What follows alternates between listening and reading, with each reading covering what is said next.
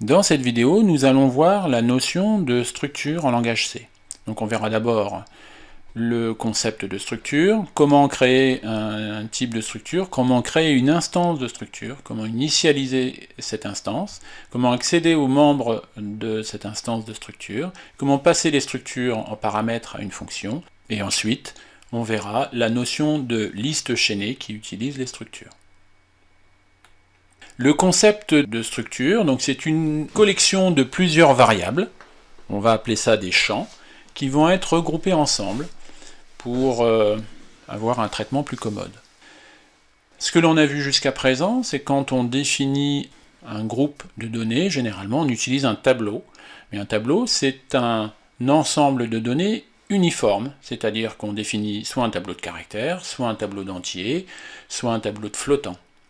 Là, avec la structure, on va pouvoir définir différents membres de n'importe quel type. Par exemple, on peut mettre des tableaux, des pointeurs, d'autres structures, des entiers, des caractères, ce que l'on veut. On a ici un exemple de structure qu'on appelle membre. On utilise le mot clé réservé struct pour définir notre structure, et derrière le bloc. À noter que la structure se termine par un point-virgule, donc ça c'est indispensable. Et donc on définit ici notre structure membre comme étant composée d'un champ nom, qui est un tableau de 80 caractères, d'un champ adresse qui est un tableau de 200 caractères, d'un numéro qui est un pointeur sur un entier, et amende ici qui est un tableau de 10 flottants. Quand on utilise une structure, il faut d'abord déclarer le type de la structure, c'est ce que l'on vient de faire là. Ensuite, il faut utiliser ce type pour créer des instances, autant d'instances que l'on souhaite, et ensuite on accède aux membres des instances. Pour déclarer les structures, donc une fois que l'on a créé notre structure, ici notre structure date, on la déclare comme étant composée de 3 champs jour, mois et an de type int. Donc on utilise notre mot-clé struct.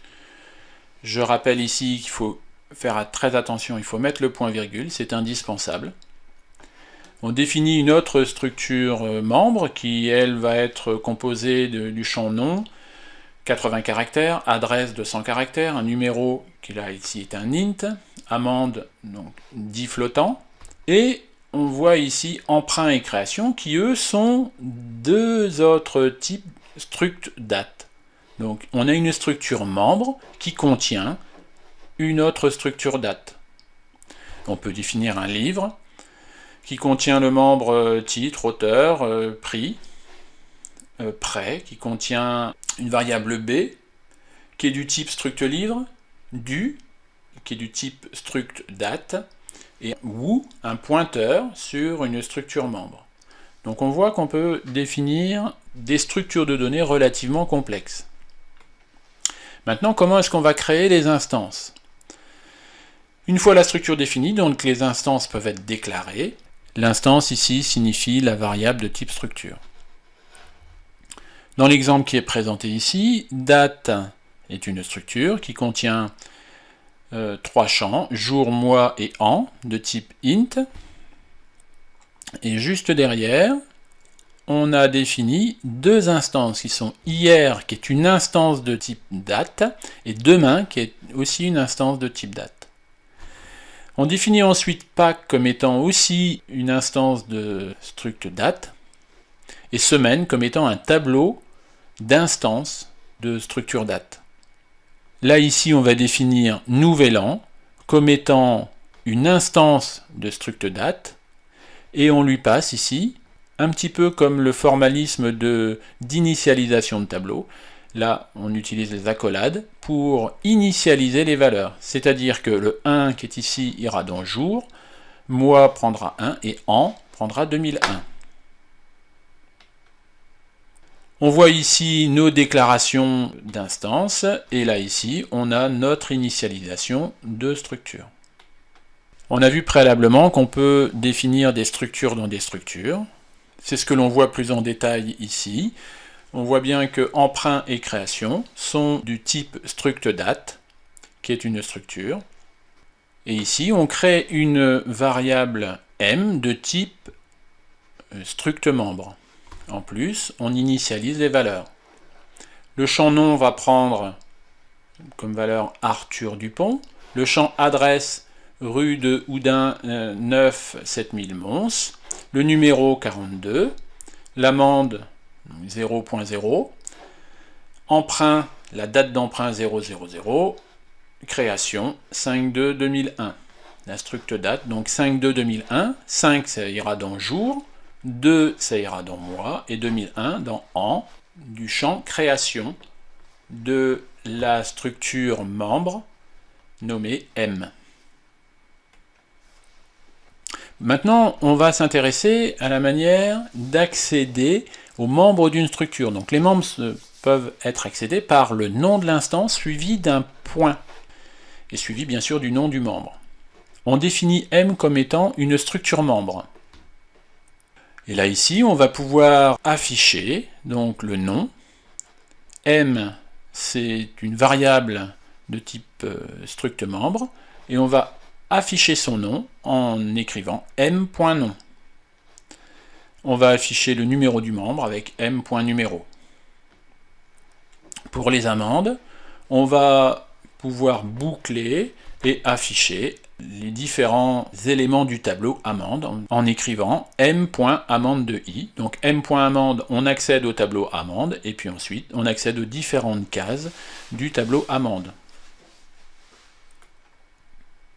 Pareil pour la date d'emprunt, on va pouvoir utiliser m.emprunt pour accéder au champ emprunt. Le champ emprunt est une structure date, donc on peut accéder au jour de cette structure date en écrivant m.emprunt.jour, m.emprunt.mois, m.emprunt.an. On voit maintenant la différence entre un tableau et une structure. Donc le nom pour un tableau représente en fait un pointeur sur l'élément 0. Pour la structure, ça représente la structure. Pour passer en paramètre aux fonctions, avec un tableau, on utilise un pointeur. Pour une structure, on peut soit utiliser un passage de paramètres par valeur, soit utiliser un passage de paramètres par pointeur. On ne peut pas retourner un tableau en retour d'une fonction. Par contre, c'est possible au niveau de la structure, par valeur ou par pointeur. Et pour une assignation, c'est interdit pour un tableau, et c'est possible pour une structure. Une assignation de structure, on va utiliser l'opérateur d'affectation. Je vous rappelle la différence entre l'opérateur d'affectation et l'opérateur de test d'égalité. Le test d'égalité, c'est un double égal, donc on teste si les deux éléments sont égaux, et quand on utilise un simple égal, on parle d'opérateur d'affectation. Donc là, quand on affecte une structure, tous les membres de la structure sont copiés, ainsi que les tableaux et les sous-structures. Cette affectation est utilisée avec parcimonie parce que si on copie de grosses structures, ça peut copier de très grosses zones mémoire. Il est très souvent préférable de passer l'adresse de la structure plutôt que d'affecter une structure et de faire un passage de paramètres par valeur, par exemple. Dans l'exemple ici, on définit M comme étant une structure membre et on lui affecte une valeur pour le nom. Si on écrit struct membre temp, donc temp est aussi une structure membre qui là ici n'est pas initialisée. Quand on écrit temp égale M, toutes les valeurs de la structure membre vont être recopiées dans la structure temp. Maintenant, nous regardons comment passer des structures comme paramètres aux fonctions. Donc, comme on l'a dit préalablement, une structure peut être passée comme une autre variable, comme un type int, soit par valeur, soit par adresse. Passer par valeur n'est pas toujours efficace, comme on le disait préalablement, parce qu'on va tout recopier et des structures peuvent être assez lourdes en mémoire et ça peut consommer beaucoup d'espace mémoire, beaucoup de temps pour rien. Donc il est préférable la plupart du temps d'utiliser un passage de paramètres par adresse pour passer une structure à une fonction. Ce passage de paramètres par adresse, on l'a vu préalablement, ne nécessite pas de recopiage de l'ensemble de la structure. On a ici un exemple de passage de paramètres par valeur, une fonction qui s'appelle par valeur, qui reçoit en paramètre struct membre M. c'est un passage de paramètres par valeur. On va recopier toute la structure sur la pile. Et passage de paramètres par référence, la fonction par référence reçoit, elle, un pointeur. Et quand on appelle ces deux fonctions-là, par valeur, on lui passe la structure, et par référence, on va lui passer l'adresse de la structure. Maintenant, on va voir qu'en fait, on peut définir des pointeurs sur des structures. Et il y a un intérêt à utiliser cette écriture qui peut simplifier la lecture des programmes. Par exemple, l'écriture de p flèche name est synonyme de p.name. P est un pointeur, donc P est un pointeur sur une structure, et name, ici, c'est un champ de la structure. Donc on peut voir, ça se traduit, comme on l'a vu préalablement sur les pointeurs, par l'élément pointé par P, donc la structure pointée par le pointeur P, et à l'intérieur de la structure, on s'intéresse au champ name. Eh bien, plutôt que d'écrire quelque chose comme ça, on peut utiliser cette écriture p flèche name. Ça indique bien que p est un pointeur sur une structure et qu'on va pointer le champ name de cette structure. On a ici un exemple avec une fonction affiche-membre qui attend en paramètre un pointeur sur une structure membre. On va pouvoir afficher le nom, l'adresse, le numéro, et à chaque fois on va utiliser P flèche le membre. Donc P flèche nom, P flèche adresse, P flèche numéro. P étant bien un pointeur sur la structure membre. Maintenant on s'intéresse au retour de structure dans une fonction. Donc le retour de valeur d'une fonction va se faire par recopiage ou par référence. C'est ce que l'on voit ici dans l'exemple, add étant une fonction qui va retourner un struct complexe, donc qui reçoit en paramètre deux structs complexes. Cette fonction add va faire l'addition de deux nombres complexes.